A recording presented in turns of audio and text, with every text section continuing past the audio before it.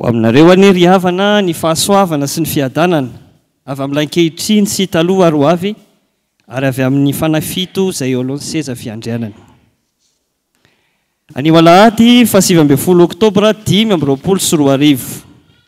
Alahady fahatelo ity amin'ny volana oktobra. Alahady 17 manaraka ny Trinité. Alahady natokana hitondranam-bavaka ny Masera Mamre manerana ny sahany FJKM. Alahady natokantsika fitandremana ny sotro fitiavana hitondranam-bavaka ny fikambanana ny mpikarakara fanampefisam-peo teknôlôjia moderna mpihira sy atoko mpihira ary mpitendry zava-maneno afoezina amin'ny hoe FEMPIZ. Arak'izany faly koa isika mandray ny mpitandrina Ratovy Maminirina Joselala talehany akanjazalahatsamanitra mpiasa iombonany FJKM sady zanaka ny fitandremana. Miarabanao mpitandrina, ny tompo ombanao.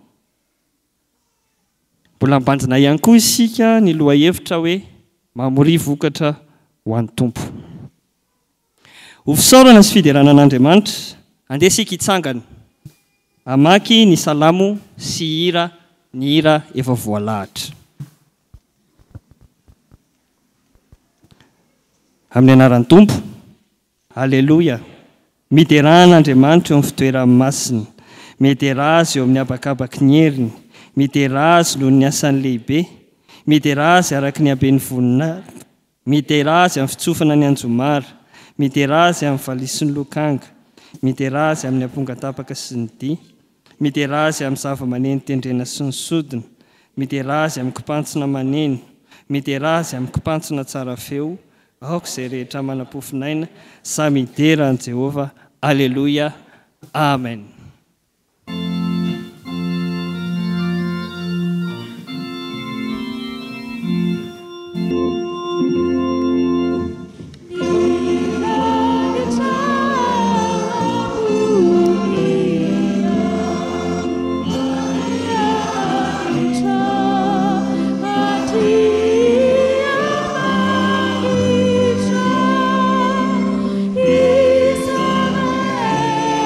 Isa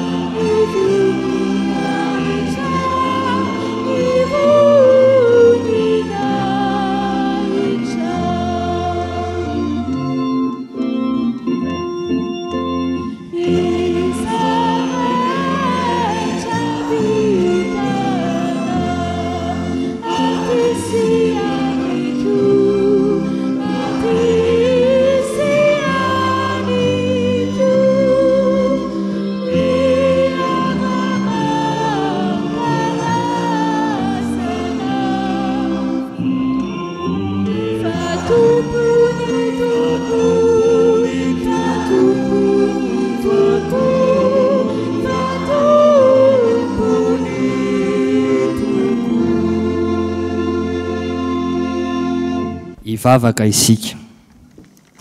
Ry Andriamanitra ray, zanaka ary fanahy masino, indreto zahay mitondra ny aza-mamboninahitra mendrika anao.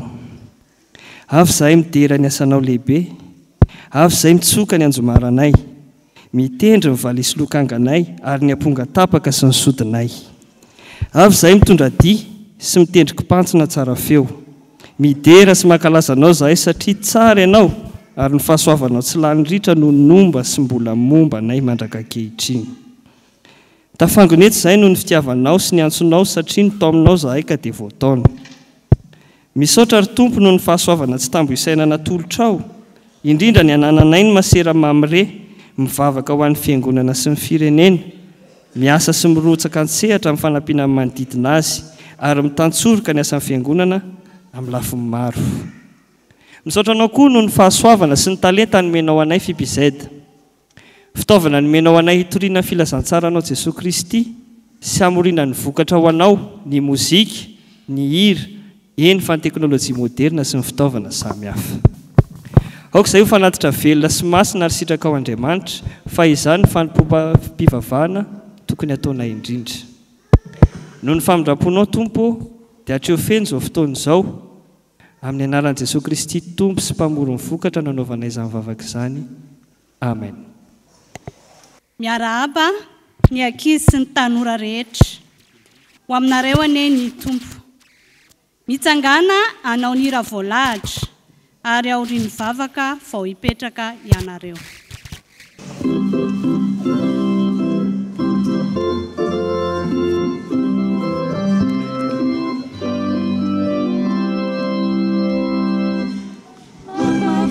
Savua amini malami ariba abusa era kawampu aseu tsasosi luara bokeri au luara vozi saira lisu matukiare isi anuara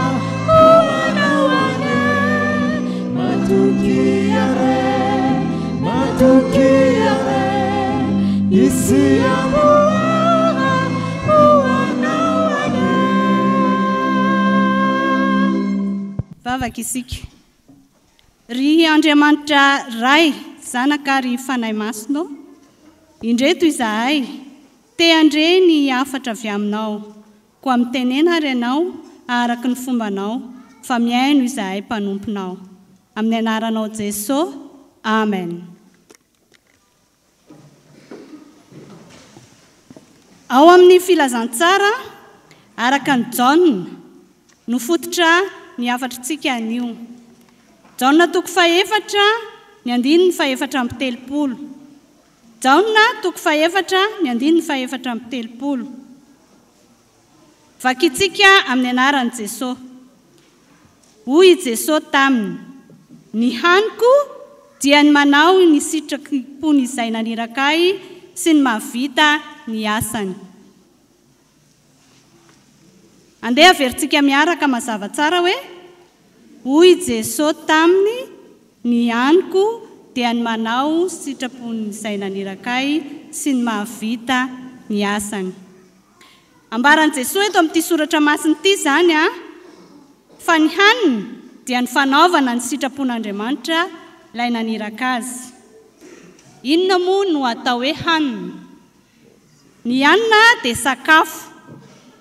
Tsy velona ny olona iray raha tsy misakafo sy mihinan-kanina. Izay ny antsika olombelona. Isika dia mihinana in-telo isan'andro. Ny maraina, ny atoandro, ny hariva. Mbola misy misakafo ary eny anelanela-potoana eny. Mihinana goûter. Matsiaro noana sy reraka isika raha tsy misakafo na mihinan-kanina ary mety ho faty mihitsy aza. Izany hoe mihinana mba ho velona isika.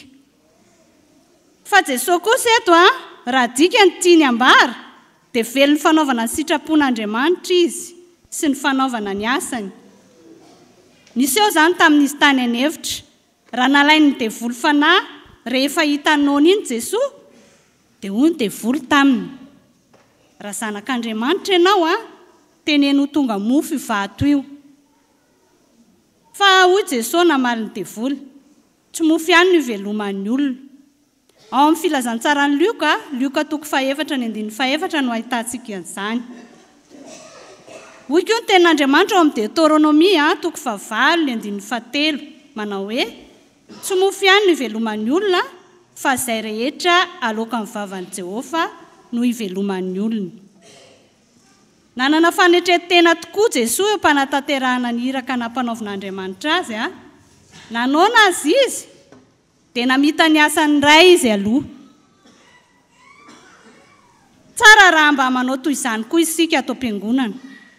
Dia hatreo aloha ny fanimpom-pivavahana fa aza mieritreritra hanina. Tsy mitovy amin'ny any an-trano fijerena sinema na fety ato am-piangonana ka hoe sady tsakotsako no hivavaka.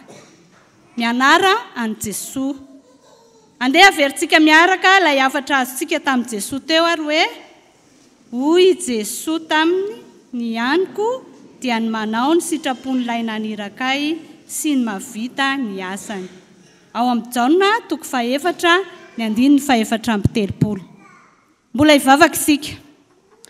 Isaoranay hatrany ianao Jesosy mampianatra anay, fa tokony hifantoka amin'ny asanao sy ny fanomponanao izahay satria izany mampatanjaka anay, ahafahanay mamory vokatra ho anao.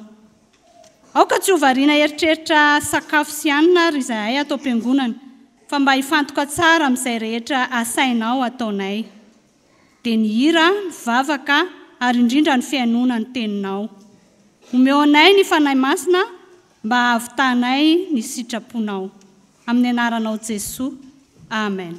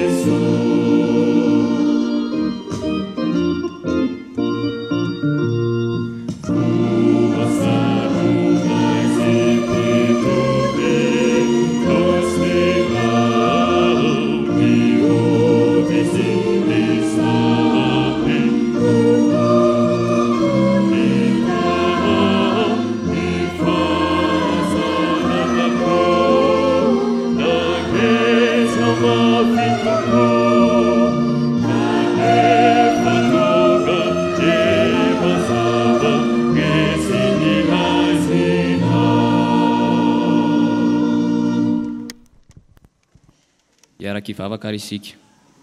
Tompo Andriamanitra rainay eo, sotranao noho ny teninao masina izay manazava sy manome aina ny fanahinay. Tonga amin'ny fotoana inona izany izahay. Fanahy masina, miasa ato am-ponay ka hazavao ny ten'Andriamanitra ho vakinan'io mba ho mazava sy ho marina ny fampitana azy.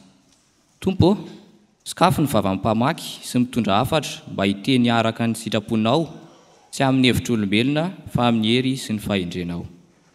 Omeo ny sofina sy ny saina mba haheno sy hahatakatra tsara ny teninao, ary ampio izahay hanatanteraka izany amin'ny fiainana andavanandro. Aoka ny teninao hiteraka vokatra masina ho aminay, ho fiainana vaovao, ho fampihavanana sy fitiavana, ary ho famirapiratana amin'ny hafa-ko. Amin'ny anaran'i Jesosy Kristy no nanaovana izany vavaka izany. Amen. Iaraka maky sy iain'ny soratra masina isika ao amin'ny fanekena taloha. Bokin'i Josoa toko 4:7 ka hatramin'ny 4:20. Rehefa hita dia ho vakiana amin'ny anaran'ny Tompo. Ary hoy izy roa lahy taminy, izao no tsy hanananay tsiny ny amin'izany fianianana nampianianinao anay izany. Indro rehefa tonga ato amin'ny tany izahay dia afenao eo amin'ny varavarakely izay nampidinanao anay io kofetsaka io, ary ny rainao sy ny reninao sy ny anadahinao mba amin'ny ankohonany rainao rehetra dia hovorianao ao an-tranonao, ary izay rehetra mivoaka eo am-baravaran'ny tranonao eny ivelany dia ho eo andohany ihany ny rany, ary izahay tsy anatsiny, fa izay rehetra mitoetra ao aminao ao an-trano dia ho andohanay kosa ny rany raha tahiny misy olona maninona aza akory. Fa raha tahiny ambarambaranao izao raharanay izao dia ho afaka amin'ny fianianana izay nampianianinao anay izahay. Dia hoy ravehivavy, eny ary fa marina izany. Dia nampandehaninao izy roa lahy ka lasy izy, ary nafehiny teo amin'ny varavarakely ilay kofejaky. Dia nandeha izy roa lahy ka nakany an-tendrombohitra ary nitoetra tany Antiloana mandra-pivery ny mpanenjika, ary nitady azy tamin'ny lalana rehetra ny mpanenjika nefa tsy nahita. Dia niverina izy roa lahy ka nidina avy tany tendrombohitra, dia nitany ony ary nakany amin'ny Josoa zanaky Nona ka nilaza ny zavatra rehetra izay efa niatra taminy. Ka hoy izy tamin'ny Josoa, efa natolotry Jehova eo an-tanantsika tokoa ny tany rehetra, ary efa ketraka ny mponina rehetra amin'ny tany no nitahotra antsika.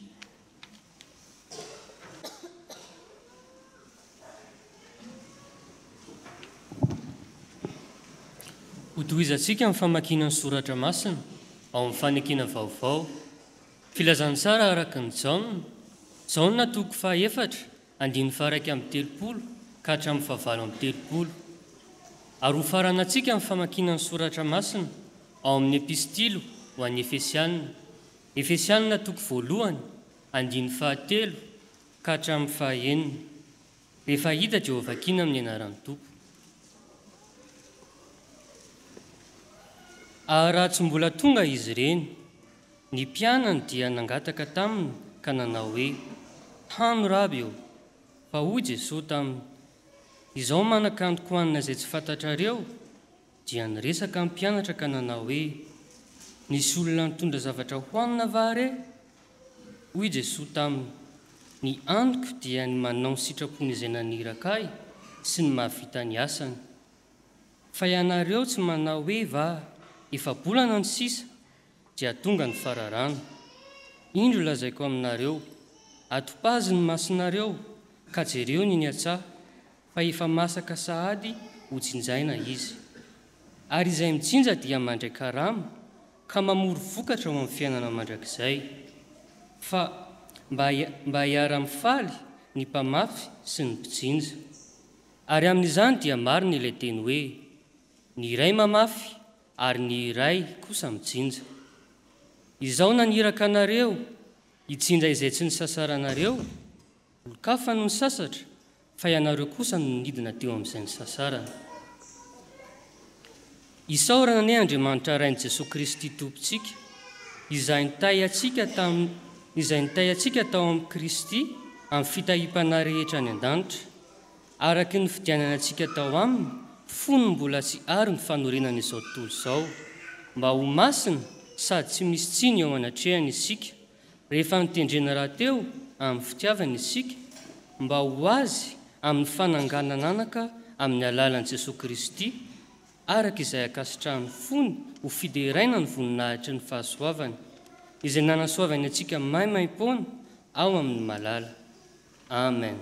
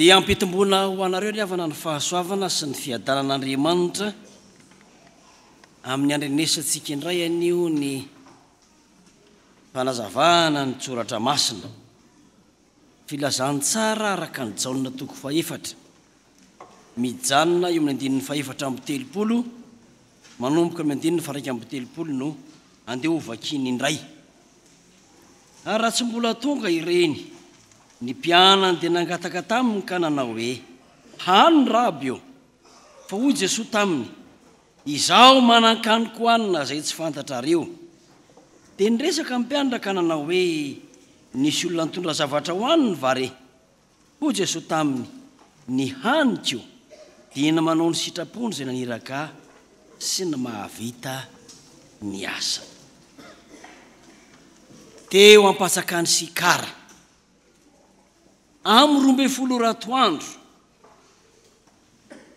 misy resakanina raha miandry ny fiverenan'ny vahoaka izay nisy ilay vehivavy ny ovafo tonga ny mpianatra nitondra sakafo rehefa avy mividy sakafo tany an-tanàna nanolotra azo hoan'ny tompo izy izay mpampianatra azy dia niteny hoe hany Ramsea mahazo tominana Ramsea resaka sakafo fa hanina io fa velomana ara-tsakafo ny ilainy io fa avokisana tadiaviny io hery mahavelona sy mahasalama io ary mitahiry aina dia mifampiresaka Jesoa sy ny mpianany mahatsiaro sika ny tenin'ny apôstôly Paoly anankiray avy izy hoe ny hanina dia tsy mahasokory zay mahavatra azy fa tsy fahatiantoka ho an'ny tsy mihinana ary tsy tombony ho an'ny mihinana misy karazan-tsakafo zay teneniny Mosesy raha itsodranony zanany andova azy dia nangataka izy hoe anamboary hanina kely mba hitsofako rano anao ny zanak'Israely dia tao anatin'ny toerana izay hitadiavana manokana vokatra tsy mora ny mahazo vokatra mandalo ny fotoam-pambolena ka tena zava-dehibe izany hoe mahazo vokatra ho aniny zany Jesoa koa mba niresaka an'io teto rehefa niteny ny mpianatra hoe hany raby eo dia ona nitenin'i Jesoa za manan-kaniko hanina zay tsy fantatrareo avinavin'olona re zany raha zay ny azo ilazana azy io ny hanina eo fotoana efa finanana ny anoanana efa misy lalan-davitra avy any Galilea mamaky any Samaria makany Jodia za manan-kaniko hanina zay tsy fantatrareo aiza moa ny sasany tsy eritreritra hoe nisy nitondra sakafo ho azy ve teo dia nomeny Jesoa ny fahazavan-tsaina ny haniko dia ny manao ny sitrapony zay naniraka sy ny mahavita ny haniny ny asany dia tonga amin'ilay tenin'ny tanora inona kiny idirany fa Jesoa mitondra fomba fijery vaovao amin'ny fanarahana azy fomba fijery vaovao voalohany dia ny hoe hanina ny fanaovana ny sitrapon'Andriamanitra ary ny fomba fijery vaovao faharoa dia hoe ny famitana ny asan'Andriamanitra dia hanina koa ny tanjony mpino tonga vokatra ho an'ny fanjakan'Andriamanitra rehefa mihinana ilay karazan-tsakafo atao hoe sitrapon'Andriamanitra sy rehefa mamita ilay karazana asa atao hoe asan'Andriamanitra dia mahazo fahavelomana sy fivelomana ka ny lojika ny sain'olombelona izay mila hanina mandrakariva dia voavalany ny hetaheta-panahy ao amin'ny Kristy voalohany hanina ny sitrapon'Andriamanitra izay atao raha vao miresaka hoe hanina avy aiza no ahitana azy asy zay inona ny antony anana azy teo velona zay inona ny fiatraikana ny akony hery sy fahasalamana vokatra aina voatahiry velona fofinaina mbola misy ireo rehetrareo no anomezany Jesosy fomba fijery vaovao antsika anio araka ny sitrapon'Andriamanitra no iasana sy anaovana ny asa dia ankasitrahan'Andriamanitra ny hanina hohanina araka ny sitrapon'Andriamanitra izay kendrena hananana fahavelomana io le antony dia omen'Andriamanitra fahavelomana ny olona ho araka ny sitrapon'Andriamanitra zay ampiasana ny fahasalamana sy ny tanjakary ny hery ny farany hitan-tsaina dia omen'Andriamanitra hanina ny olona ho araka ny sitrapon'Andriamanitra ny fanana fofinaina mahavelona izany rehetra zany mifamatotra amin'ny sitrapon'Andriamanitra hita Jesosy no miteny hoe ny haniko dia manao ny sitrapony izay naniraka sy ny mahavita ny asany ry havana malala tadiavina fatratra ny atao hoe hanina ary ny fahavelomana na ny fivelomana dia zay rehetra fepetra mahatonga ny olona anankiray ho afa miaina raha misy olona zao ohatra mangataka any amin'ny fitsarana indra misy ray aman-dreny miala didy ka tsy mamelona ny zanany dia misy mangataka an'izay hoe didim-pitsarana mba hameloman'ny ray aman-dreny ny zanany dinona ny omen'ny tribinaly ny sakafo fitafiana fianarana fahasalamana zay rehetrarehetra antony zay no atao hoe fahavelomana zay zany le sokajiana hoe hanina fa Jesosy dia manome fisainana antsika ao amin'ny sitrapon'Andriamanitra no mahatsara izany ivelan'ny sitrapon'Andriamanitra asa akarary ve zany sa ahazona latsa fa isika zay mino dia mahalala tsara fa ny Andriamanitra izay nanomena antsika no mitahiry sy miaro zany amin'ny fananantsika sy fanaovantsika fanekena eo anatrehan'Andriamanitra dia mifamatotra amin'izay koa ny finiavana ampitiavana hanao ny sitrapon'Andriamanitra vao mahazo fahavelomana ka le fahavelomana tadiavintsika amin'izay fotoana izay tsy mandra-pikipon'ny maso fa mandra-pahatonga ny fahataperan'izao tontolo izao miandry ny fiavian'i Kristy ary mandova fiainana mandrakizay sitrapon'Andriamanitra mahavelona fa ny faharoa ny asa fanomponan'Andriamanitra dia hanina koa manao ny sitrapony izay naniraka sy ny mahavita ny asany marihana tsara eto mahavita ny asany tsy hoe manao ny asany na nandray anjara tamin'ny asany na efa nanandrana ny asany fa mahavita ny asany misy toetsaina anankiray zay tena toetsaintsika malagasy io ahoana le izy ny fandraisana anjara no zava-dehibe dia iza hoe izy amin'le fandraisana anjara le hoe mahavita na mahatanteraka Jesosy teo amin'ny azo fijaliana rehefa nanolotra ny ainy dia niteny hoe vita tsy nanao izy hoe efa nanao azay na hoe efa nijaly aza hitanareo efa nijaly teo nivadika rano dia ny atsemboako fa vita mahavita ny asany hanina ny manao ny asan'Andriamanitra zany hoe fivelomana io fahavelomana io hery sy fahasalamana io ary fahatazonana ny fofinaina mahavelona ny manao ny fanompona an'Andriamanitra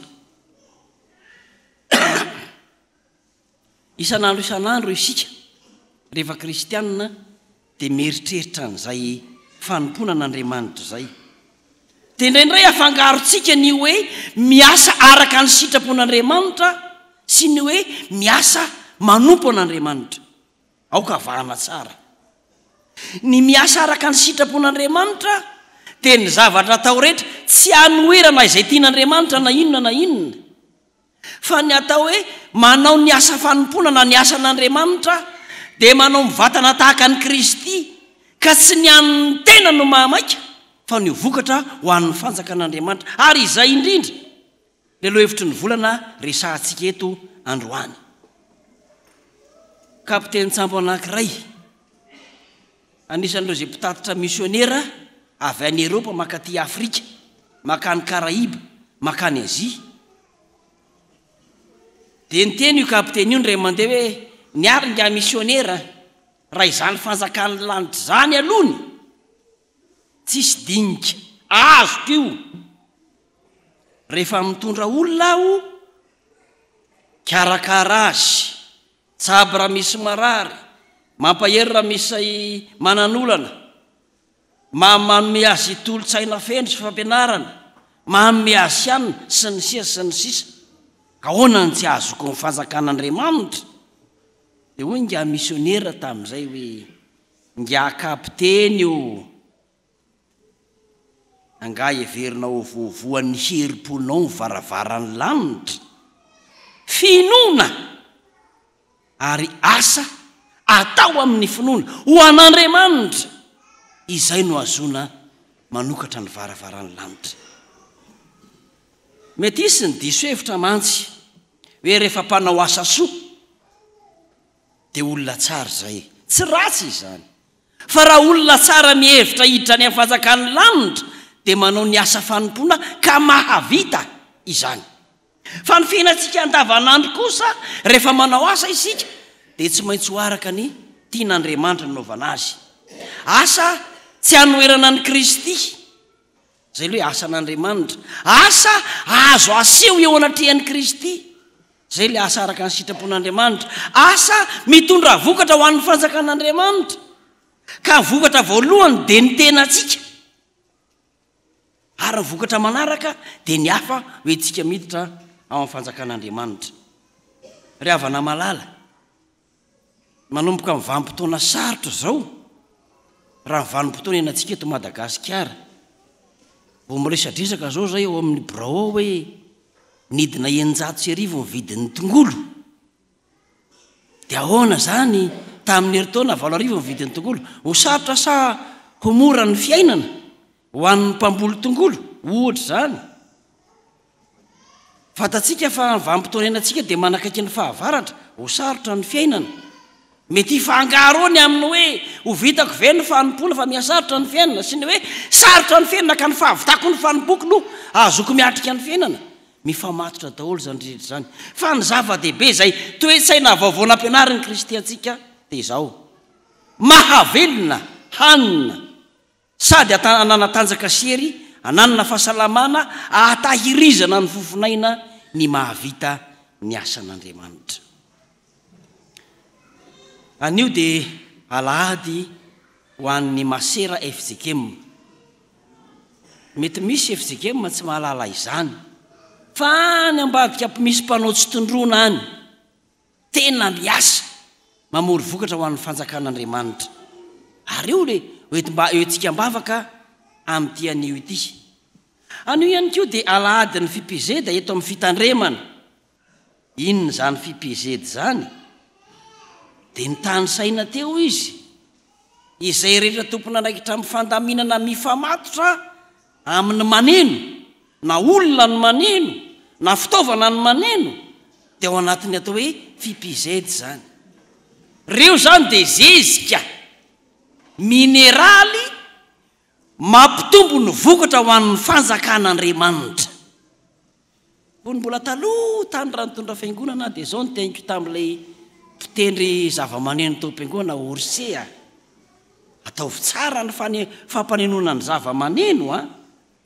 Fa raha sanatry misy olona anankiray tsy lamin-tsaina noho ny zava-maneno ny seka, tsy miverina mivavaka amin'ny lahady, anjara asena mitady an'iny mamerina azy, tsy zany fa ny fipizeda dia mampamokatra ny finoana sy ny fanakenan'Andriamanitra ahatamana sy ampitombo ny aim-panahin'ny olona ao anatin'ny fiangonana ary tena asa masina mampamory vokatra ho an'ny fanjakan'Andriamanitra zany raha izany no izy sika rery zany tokony fipizeda daholo raha mbola eninao ny feonao rehefa mihira mbola tsy nihira mafy ianao zay mahafipizeda azy zay manenona olona na fitaovana dia fipizedy zay tena zava-dehibe toe-tsaina vaovao meny Jesosy Kristy antsika androany ny haniko dia ny manao zay mety amin'Andriamanitra dia velona ao ary ny haniko dia miasa tsy manohitra ny fevitr'Andriamanitra ka mahavita izany asa izany eo anivon'ny fiangonana eo anivon'ny ankonana eo anivon'ny firenena zay ny lesona raisitsika androany amen.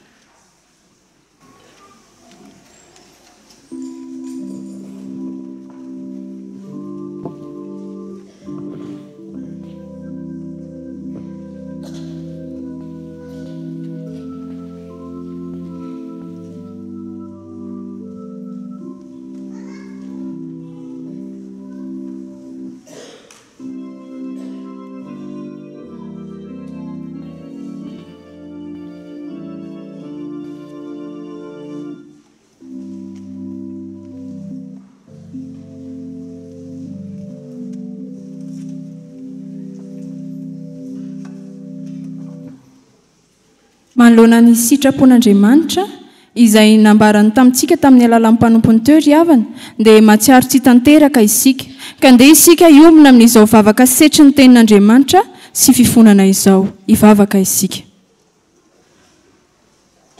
Misaotra anao izahay ry Jesosy Kristy tompoty anay fanomenao anay indray ny teninao tamin'ity anio ity ny amin'ny fomba fijery vaovao izay nampianarinao anay tamin'izany fa kristianina tokony hanana izany fomba fijery vaovao izany izahay amin'ny fanaovana ny sitraponao Andriamanitra ary ihany koa ny amin'ny famitana ny asanao izany rehetra izany tompo dia mba ahatonga fivelomanao anay ahatonga fahavelomanao anay ary ahafahanay ihany koa mamory vokatra ho an'ny fanjakanao Andriamanitra. Manoloana izany sitraponao izany nery tompo dia matsiaro izahay fa tsy nahatanteraka izany ka manondrika ny lohanay eto anatrehanao mangataka ny famindrampo mangataka ny famelan-keloka avy aminao izahay vonina izahay iaiky ny eloka sy ny ratsy rehetra vitanay teo anatrehanao ka tanterahanay izany amin'izao vavaka anatin'ny fanginana izao.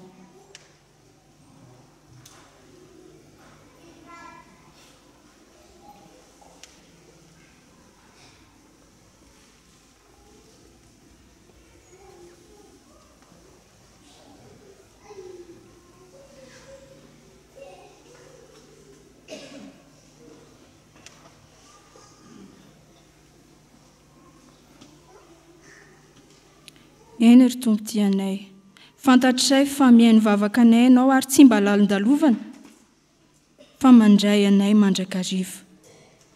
Tompo enoy ny fivavakay ary mamindrafo mamelay eloka anay sasao izay ho afa-keloka afao izay ho afa-pahotana diovy izay ho afaka amin'ny tsy fahamarinanay rehetra matoky izay tompo fa eo aminay mandrakariva ny famindramponao amin'ny anaranao Jesosy Kristy tompoty anay amen.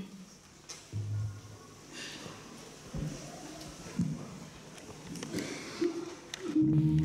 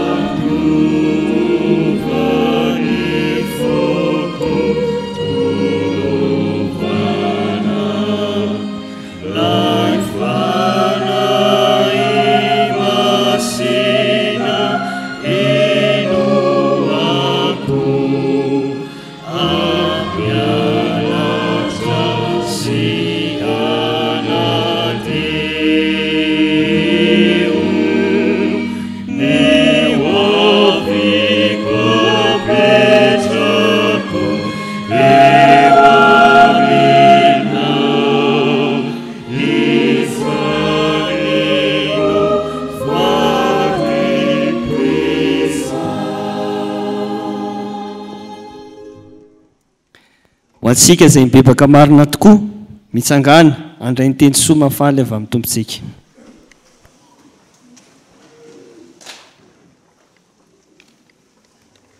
Hoy ny tompo, ataoko ahoana no afoy anao, honena ny foko, mafy loatra ny alaheloko, tsy antolo fo aho na andringana ny Efraima antsony, fa Andriamanitra aho fa tsy olona, dia ny ray masinao aminao, ka dia tsy ho avy ampatezerana mirehitra aho. Fa fiainana mandrakizay no omen'Andriamanitra antsika, ary eo amin'izany an'izany fiainana izany. Ko ambarary, voavela ny elokareo, noho ny anaran'i Jesosy Kristy tompontsika, midera azy. Amen. Sambatrany olona izay voavela ny helony, sy voasarona ny fahotany. Sambatrany olona izay Jesainy Jehova eloka, ary tsy misy fitaka ny fanahiny.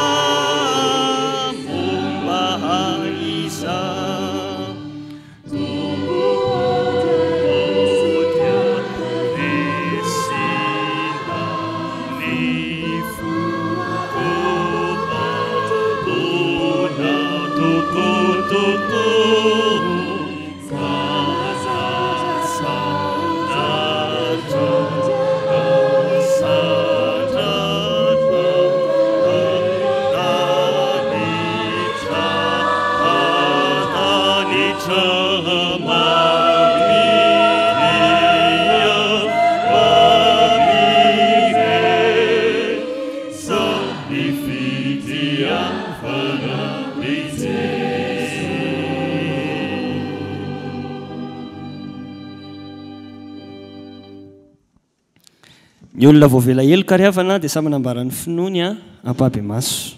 Iarahantsika manao zao ny fanekempinoana laharana fahatelo. Mino an'Andriamanitra ray tsy toa aho, izay mpanao lanitra sy ny tany. Andriamanitra dia fanahy, Andriamanitra dia fitiavana, Andriamanitra dia manjakatra amin'ny taloha indrindra ka ho mandrakizay. Andriamanitra dia mampiseho ny fitiavana antsika, fa fombola mpanota isika dia maty hamonjy antsika Kristy. Mino an' Jesosy Kristy zanan'ilay tokana tompontsika aho, tonga izy hitady sy hamonjy ny very. Izy ny lalana sy fahamarinana ny fiainana, izy dia tsy niova ho maro sy anio ary mandrakizay. Mino ny fanahy masina aho, izy manambara ny fanahintsika, fa zanak'Andriamanitra raintsika. Fanahy iray ihany manombotisantsika rehetra amin'ny tena iray. Ny fandresena izay eto mandresy izao tontolo izao dia ny finoantsika. Tompo ampitomboan'ny finoanay. Amen. Ankalaza ny aladan'ny fimpizedy isika hoa asaina mpitiavana amin'ny fimpizeda anao ny hira efa nomanina. Amen.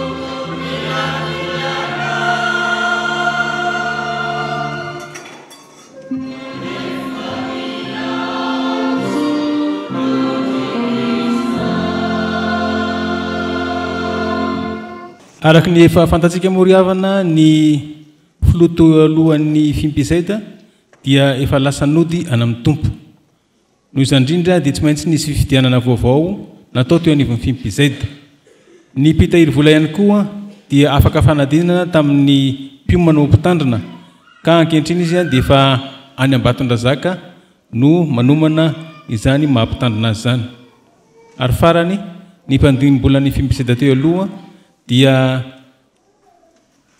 niala teto Antananarivany koa noho ny asa mandrara voatirany koa tsika nandateraka fifidianana tamin'izay koa asaina mitiavana ry havana ny filoha vaovao izay voafidy tamin'ny faefatra amin'ny volana oktobra teo dia Andriamatoa Rabemanantsoa Harisandy ny mpitahiry vola vaovao Rasolary manana Ontsoa ary ny mpandimbola Zanak'olona Solohaingo Rebeka Julie Siral John mano fitahina hiakatra ety amin'ny altara anotrina azy ireo aminy koa ny filompanampy Ranaivo John Herimandimy Soa ny mpitantsoratra ny fivoriana raha Samuel Rovasoa Muriel ny mpitantsoratra ny vola Andremiaja Ralson Miantsa Fiderana ny mpanolontsaina voalohany Rabemananjara Solofo Masoandro Joselito mpanolontsaina faharoa Ramiandrosoa Bertrand Charles ary ny mpandimbola fahatelo Ramiandrosoa Andry Nantenaina Mboladina koa mangataka ny mpitandrina sika ametraka azy ireo amin'ny fomba mpiangonana no ity andreo lehibe ity dia fahala misaotran'Andriamanitra sika ry havana afaka hanatanteraka etona ny fahalalona mpanompon'Andriamanitra voafidy ka apetraka amin'ny asa izay nanendren'ny fiangonana azy ireo dia hono antsika ny tenin'Andriamanitra ry havana manao hoe hoy ny tompo mianoary Jakoba sy Israely izay nantsoko tsy miova aho izao ny voalohany izaoko ny farany hoy Isaia mpaminany i Jehovah efa niantso ahatra ny amboka hoy izy tamiko mpanompoka ianao ry Israely io izay entiko mampiseho ny voninahitro efa nanendry mpiambiny ambony mandanao ary Jerosalemo ho mandrakarivana andro n'alina dia tsy mahazo mangina ireo eny ianareo izay pahapahatsiaro an'i Jehovah aza mitsahatra ary aza mamela azy tsahatra mandra-panaony an'i Jerosalemo mafiorina soderaina amin'ny tany enao kosa mitady fahamarinana dia mpanaraka an'Andriamanitra finoana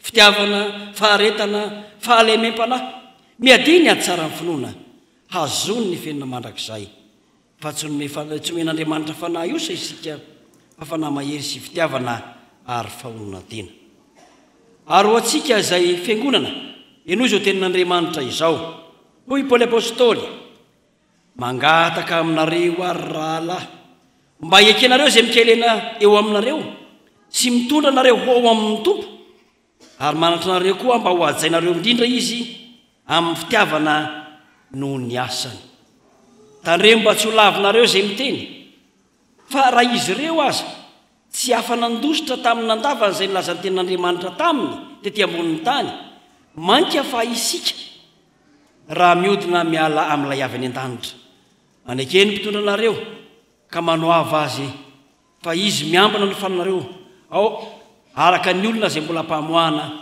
mba hanaovana izany amin'ny fifaliana fa tsy amin'ny fisintona fa tsy mahasoa anareo izany noho izany ry havana dia fomba n'Andriamanitra ny manendry olona hitondra sy hitarika ny fiangonana fa ny tompo dia nanendry apôstôly ary nanendry ny mpikarakara ny fiangonana noho izany ry havana andeha ry isika izao hitsangana hivavaka ry Andriamanitra tompo sy mandrakizay eo tianao ny asanao ary tianao hanatanteraka ny asanao ny mpanomponao izay zanakao nofidinao ka apetraka ao tokoa amin'ny asa fanompoana nomenao azy ny sitraponao tamin'ny nanendrenao zao tompona andraikitra ary ampanaovinao ny asanao izy mba hahavita izany mangataka aminao zahay tompo mba asehonao ny voninahitra ao amin'ny fitsonao azy ireo mba asehinao ny fitiavanao ny fiangonana amin'ny fampanaovanao ny fiangonana ho mpiara-miasa mavitrika aminy dia iseho ny voninahitra ao to anivony zao fitandrimana izao no ny fanendrenao Andriamanitra ireto tompon'andraikitra ireto anao ny tela azy voninahitra mandrak'izay mandrak'izay amen. Mingavy anareo ary zay vao natolotra riavana hitodika aty amin'ny altara.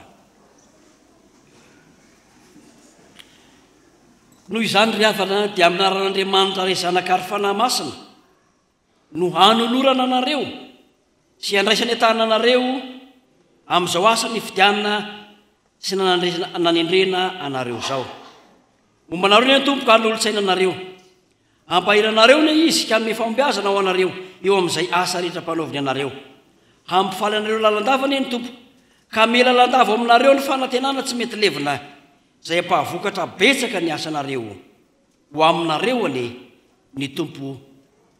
Amen. Anaran'ilay zanakary fanahy masina no andraisany tananareo hosolo tena ny fiangonana manontolo miaraka amin'ny mpitandrina mizadra raha ny biro-piangonana izay vitiany loana.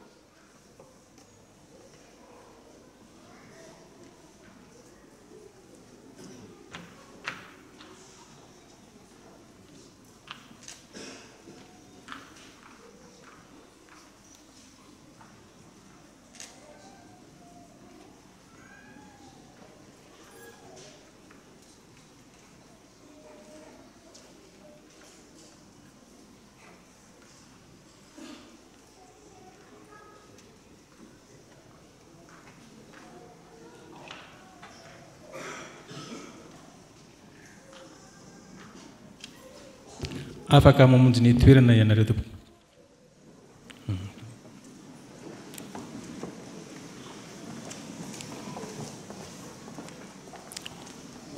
Ho fampahafantarana antsika ankory riavana dia indro ambara amintsika ireo mpitendroroka vaovao dia Andrianaina Hery Noelson, Andrianarmala Christian, Ramiandroso Andro Nantenaina Mbolatina ary Rabe Manantsoa Harisandy. Eo ihany koa satria tafiditra anatin'ny fimpizay moa ny fikirakira sary sy ny site web ka mpikambana vaovao anatin'izany mpakasary zany dia Andriamatoa Rakotoarisoa Fanantenana Fiderana ny Avo.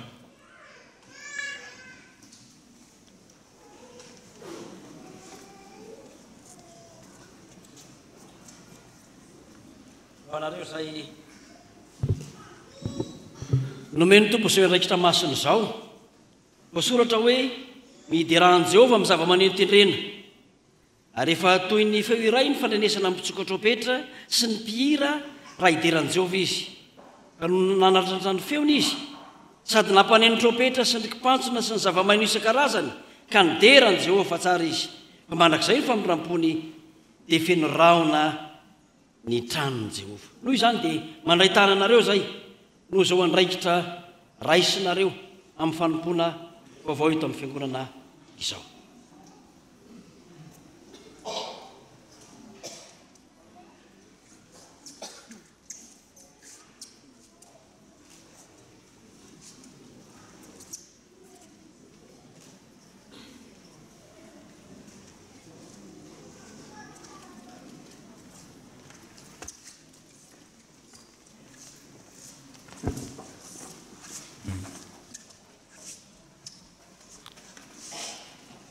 Ho famaranana izao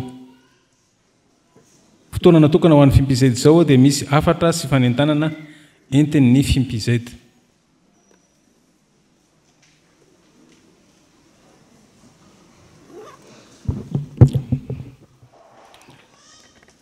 Ny tenin'Andriamanitra izay nitondrana izao fankalazana fimpizeda eto sitro fitiava zao anio dia izay efa voasoratra sy mivakitsika tao amin'ny Salamo fa 50:100. Riava malala ao amin'ny tompo, natokana ho aladin'ny fimpizeda eto sotro fitiavana fitandremana isotro fitiavana ny andro anio 7 Oktobra 2024. Izy ity dia fikambanana vaovao eo amin'ny sehatry ny FUB FJKM. Fintinina fohy ny momba izany dia ho an'ireo fikambanana mpitarika antoko-pihira sy antoko-pihira ny mpikirakira fafana na ty tableau ankiry itony ny mpandrindra ny fanamafisam-peo na ny sonorisation ny fakantsary eto amin'ny fitandremana ary indrindra ny fikambanany mpitendry zava-maneno ireo zany a no mikambana ao anatin'ity fikambanana vaovao tao amin'ny FJKM Foibe ity fikambanana zandriny indrindra izay naoriny zany a ary manana ny synode apartant zay rahantsika miasa isika dia ny SPA10 na synode apartant Antananarivo Andrefana manana fifandraisana mivantana ary tsy tapaka amin'ny fipizeda Foibe koa isika amma mpanolotsaina amin'ny tenako amin'izany mbola isy aoriana ny fanazavana momba azy ity ary na ny fanofanana ny fampianarana ny fanazavana sy ny torolalana anatiny rehetra dia amin'io taona 2024 no ho atao izany anatin'ny synode apartant ary indrindra ny Foibe mbola maro koa amintsika mbola tsy tena mahalala izany fa hiezaka izahay ny anentana ny antom-pisiny dia ny fiarah-miasa kaiky amin'ny mpitandrina amin'ny fandrindrana ny fanompoam-pivavahana mba hisiany aim-panahy sy ny filaminana mandritra ny fotoana rehetra ahatanterahana izany herintaona katroka izao no nanangana fipizeda teto amin'ity fitandremana isotro fitiavan'ity dia tamin'ny 20 oktobra 520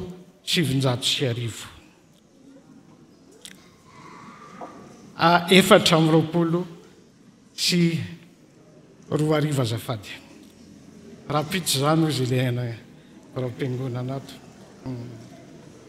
manentana kosa izahay ho an'ny zandry rehetra ankehitriny anatevin-daharana ny fikambanana fipizeda ary tena mila anareo izahay satria fantatray sy hitanay eny anivon'ny fiarahamonina eny ny zanaka isotro fitiavana na mpihira na mpitendry zava-maneno mba ho tonga anampianay ampandroso izany fikambanana izany ary zay mbola vonina ampita ihany koa izany talenta izany raha ny tenanay manokana izao dia efa ho 10 taona tato amin'ny fikambanana mpitendry zava-maneno teto isotro fitiavana zay nankalazana tamin'ny fotoana mila anareo izahay koa ampio fa efa razokiny izay amin'izao fotoana ary ny volinay ary efa tsy maniry intsony ho an'Andriamanitra ireriany ene ny voninahitra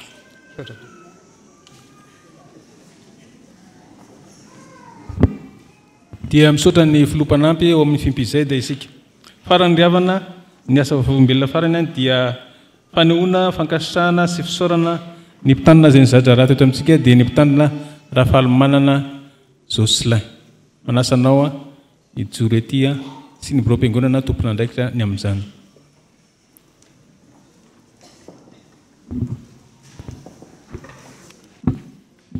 amin'ny anaran'i Jesosy ary izay mijinja dia mandray karama ka mamboary vokatra ho amin'ny fiainana mandrakizay mba hiara-mifaly ny mpamafy sy ny mpijinja izany teny ao amperekepantsika androany zany ao amin'ny Jaona 4:4-5 izay manambara amintsika fa na ny asa na ny vokatra dia savy amin'Andriamanitra mpitandrina Jocelyn Rafalimanana ataoko hoe mianakavina izy rera ary nytonga eo a isaorana ihany fombadio ianareo a ataoko hoe ianareo tamin'ny asa soa sy ny fandraisana anjara tamin'ny asa ampiangonana rehetra nandritry ny fizaran-draharaha teto amin'ny FJKM Misotro Fitiavana fa tsy mankasitraka izahay tamin'ny fotoana ny arahantsika satria fantatray fa namafy voatsara teto aminay tokoa ianareo isaoranay ny tompo noho ny fitiavana ny fahazotoana ary ny fanoloran-tena nasionareo nandritra izany fotoana izany enganeka ny voarehetra navafinareo teto mba hamovokatra tsara hamovokatra maharitra ho fanomezam-boninahitra an'Andriamanitra reo tombon'ny asa fanompona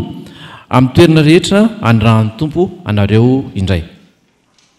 Afaka izay mba hanome hery sy tanjaka ho anareo mandrakariva ny tompo Andriamanitra amin'ny alalan'ny hery ny fanahy masina amin'ny fanatanterahana ny asa fanompona manaraka izay hanendrena anareo. Raha nisy tsy fahatomombanana na tsy fahatanterahana nandritra ny fiarah-miasa antsika teto dia fona aminareo amin'ny kitsipo zany. Ny mpitandrina Jocelyn moa havana dia efa ataontsika hoe anisan'ny fianakaviam-piangonana ihany satria ny rain'izy io dia mpitandrina ao amin'ny fitandremana antsampanana. Izay miara-miasa tamintsika ihany nadritr'ireny tetikasa RN2 ireny. Dia mianaka ny mpitandrina Jocelyn Rafalimanana 3 zany ny zanany. Ray ny vadiny mazava ho azy. Izy dia voatendry any amin'ny FJKM ambony Loziona sy ny FJKM Ampamaomoria famonjena. Izay moa mpitandrina any amin'ny Synod-Apartany Arivo Avaradrano. Efa fanao eto amin'ny fiangonana ihany moa manangona valom-pisaorana izay natokana ho anareo mianakavy zany mariky ny fitiavana sy ny fankasitrahana avy aminay kely ihany ny hita maso fa ny fonay manolotra azy tena lehibe atolotra ianao. Pana dia manasa ny mpitandrina tovomamindrina José Jalal izay hitondram-bavaka anareo mianakavy.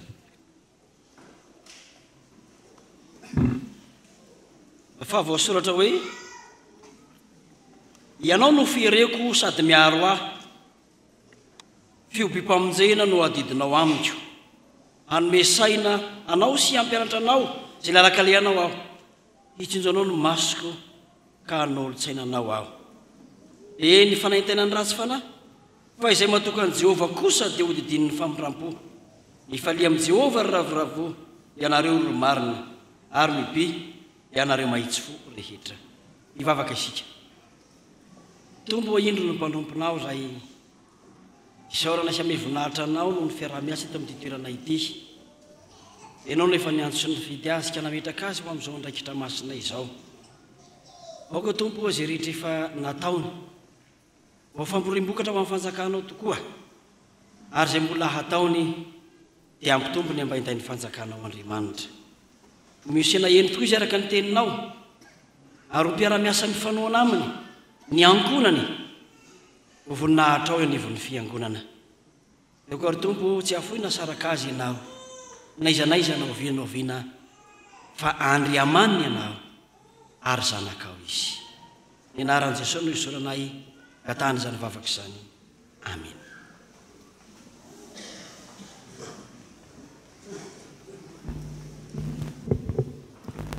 Eny avoko malalao amin'ny tompo ankehitriny dia ny tenin'ny Paoly apôstôly no isaoran'Andriamanitra manao hoe misaotra n'Andriamanitra mandrakariva noho ny aminareo zay ry havana rehetra raha ny dika teny ombonana no ilazana azy. Mankasitraka ny fiangonana rehetra tokoa zay amin'ny alalan'ny ray aman-dreny mpitandrina izay mitondra izao fiangonana izao, ny biraon'ny fiangonana, ny mpefitra ran'ny fiangonana rehetra, ny mpandray ny fanasan'ny tompo rehetra, ny sampana velona rehetra eto amin'ny fiangonana ary isika rehetra izay tonga voromaro eto amin'ny fiangonana isaky ny alahady toy izao. Ankasitrahana indrindra ianareo ry havako noho ny fiarah-miasa teto anivon'ny fiangonana nandritra izay 3 volana izay. Itona koa dia andeha isaorana manokana ny ekipa anay tao amin'ny maraim-baovao satria nandritra ny fitsialan-tsasatra iny dia teto mandrakariva izay isaky ny maraina dia ankasitrahana indrindra ianareo. Dia ny tompony vokatra ry havako izay efa mahatonga antsika vokatra tsara tareto izao sady miendrika an'Andriamanitra no hitombona reo hatrany amin'izany vokatra dia ny finoana ao anatinareo mba hahatonga ritsika rehetra hirodorodo any amin'ny fanjakany lanitra izay efa noman'ny tompo ho atsika. Niterako rery moa ny tonga eto ankehitriny satria fantatrareo raha teo koa fa mpitandrina koa ny vadiko dia tsy afaka miala any amin'ny fitandremana zay misy azy izy ka dia za zany ny tonga eto ankehitriny maneo izany fisaorana izany dia ho tain'Andriamanitra ny isika rehetra ary ho an'Andriamanitra irery ny voninahitra. Amen. Andeha isika iombana amin'izao vavaka fangatahana izao. Misaotra anao izay ry Jesosy Kristy tompontsy anay eo fa mbola nomenao fotoana indray ahafahanay mangataka eto anatrianao. Misaotra anao izahay satria tsy afaka nanao izany izahay raha tsy ny famindramponao sy ny fitiavanao anay. Mivavaka izahay ankehitriny ho an'ireo masera mamire izay efa nantsonao sy nofidianao anatanteraka ny asanao. Jereo izy ireo Tompo ary momba azy mandrakariva ianao. Taionao izy ary fimbinao. Jesosy Kristy efa nanolo-tena ho anao izy ireo ka aoka re Tompo ianao Andriamanitra mihitsy no hitantana ny fiainan'izy ireo ahafahany mahita ny voninahitrao amin'izay rehetra ataony sy hitanterahany. Mivavaka ihany koa izahay ho an'ny fipizeda izay eto amin'nivon'ny fitandremana isotro fitiavana. Tompo, misaotra anao izahay tamin'ny fitantananao azy ireo hatramin'izay. Ary mbola petraka feno eo am-pelantananao ny asa izay mbola miandry azy ireo sy izay mbola tokony ho tanterahany izy ireo. Omeo fahendrena Tompo ny mpitarika mba ahafahany mitarika tsara izany fikambanana izany. Ary ireo olona vaovao izay nofidianao dia nao Andriamanitra mihitsy no hikarakara azy ireny mba ahafahany mahavita ny andraikitra izay apetraka ao aminy. Dia matoky sy mino izay Tompo fa hitoetra eo amin'ireo fipizeda ireo ianao ka ho hitantaratra eto anivon'izao fiangonana izao ny fahatsaranao eo amin'izy ireo.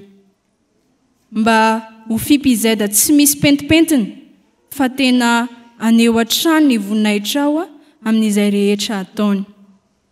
Mivavaka ihany koa izay Tompo ho anay tsirairay avy.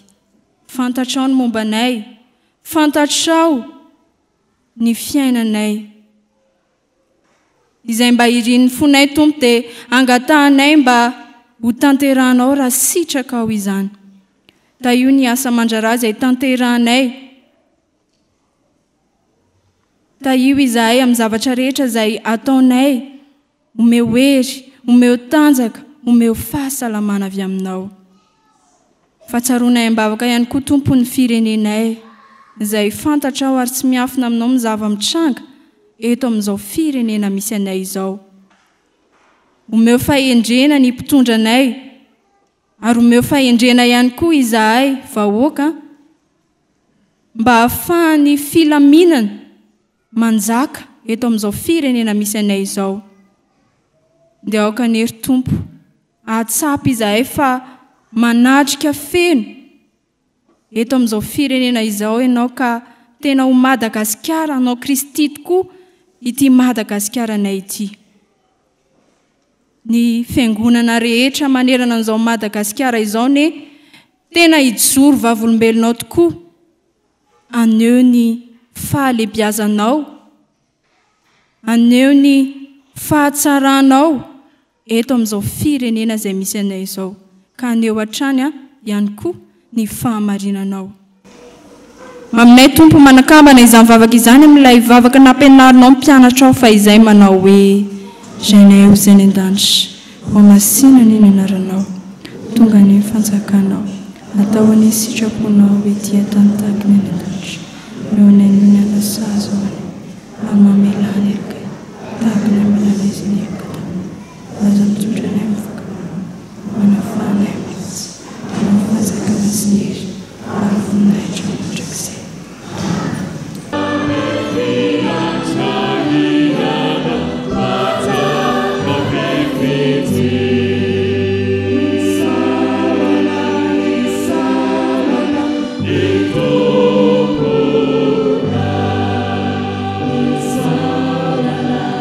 Sa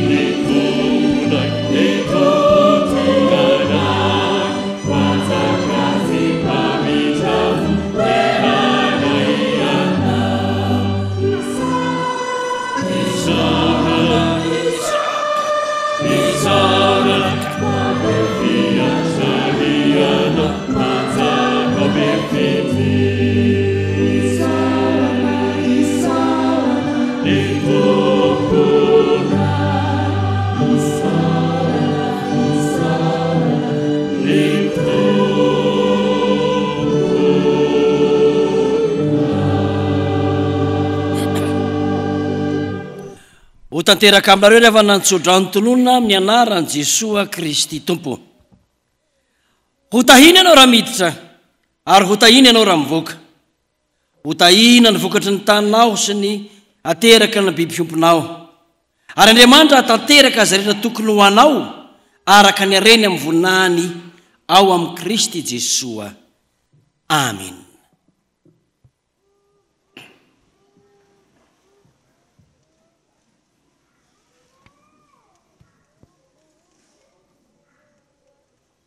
Ho an'Andriamanitra irerany ny voninahitra amin'ny anarana Ray sy ny Zanaka ary ny Fanahy Masina.